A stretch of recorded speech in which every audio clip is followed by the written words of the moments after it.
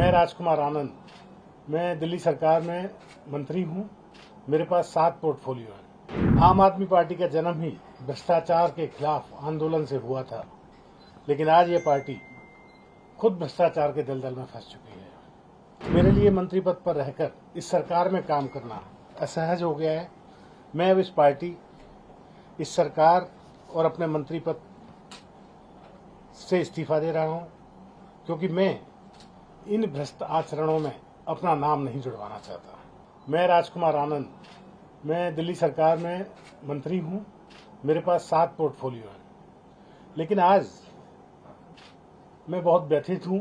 इसलिए आप लोगों को मैं अपना दुख साझा करने आया हूं। मैं राजनीति में जब आया था, जब अरविंद केजरीवाल जी ने कहा था कि राजनीति बदलेगी तो देश बदलेगा, लेकिन आज बड़े अफसोस के साथ कहना पड़ रहा है कि राजनीति तो नहीं बदली, लेकिन राजनेता बदल गए। आम आदमी पार्टी का जन्म ही भ्रष्टाचार के खिलाफ आंदोलन से हुआ था, लेकिन आज ये पार्टी खुद भ्रष्टाचार के दलदल में फंस चुकी है। मेरे लिए मंत्री पद पर रहकर इस सरकार में काम करना असहज हो गया है। मैं अब इस पार्टी, इस सरकार और अपने मंत्री पद से इस्तीफा दे रहा हूं, क्योंकि मैं इन भ्रष्ट आचरणों में अपना नाम नहीं जुड़वाना चाहता।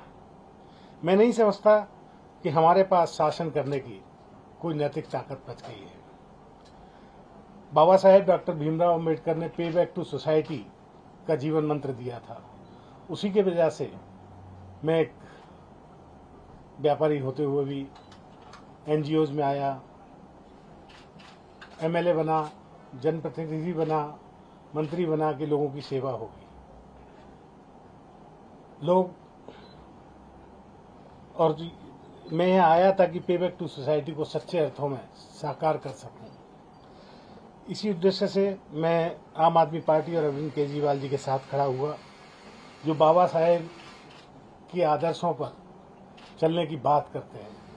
बाबा साहेब का फोटो हर प्रेस कॉन्फ्रेंस, हर सरकारी दफ्तर पर लगाते हैं, लेकिन जब बाबा साहेब के बातों की बात आती है, देखिए रिजर्वेशन तो संवैधानिक मजबूरी है, लेकिन जब बात रिप्रेजेंटेशन की आती है, जब हम ऐसी जगहों पर अपने आदमी भेजने की बात करते हैं, दलित समाज अपने आदमियों को ऐसी जगह भेजने की बात करता है, जैसे हमारे यहाँ 13 राज्यसभा सांसद हैं आम आदमी पार्टी के, उनमें से एक भी दलित या पिछड़ा या महिला कोई भी नहीं है। तो ये जब रिप्रेजेंटेशन की बात आती है तो ये पार्टी अपना पीछे हो जाती है।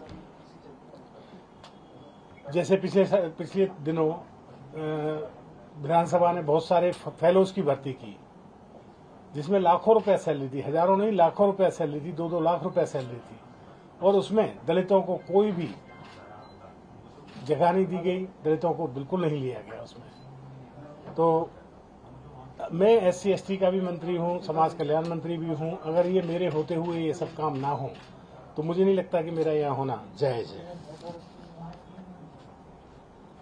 इस पार्टी में दलित विधायक, पार्षद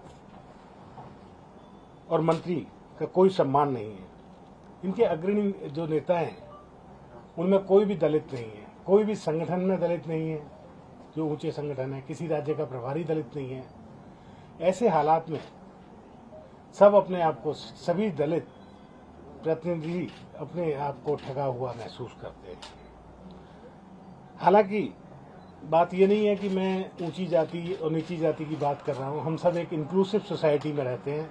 हम सबका एक साझा सब कुछ होना चाहिए, लेकिन रिप्रेजेंटेशन की बात, प्रपोर्शन की बात करना कोई गलत बात नहीं है। तो इन सब चीज़ों के साथ मेरा इस पार्टी में रहना बहुत मुश्किल हो गया है। इसलिए मैं आप लोगों के माध्यम से ये सबको बताना चाहता हूँ कि मैं इस पार्टी और अपने मंत्री पद से इस्तीफा दे रहा हूँ। आप सब ने मुझे सुना, बहुत बहुत धन्यवाद।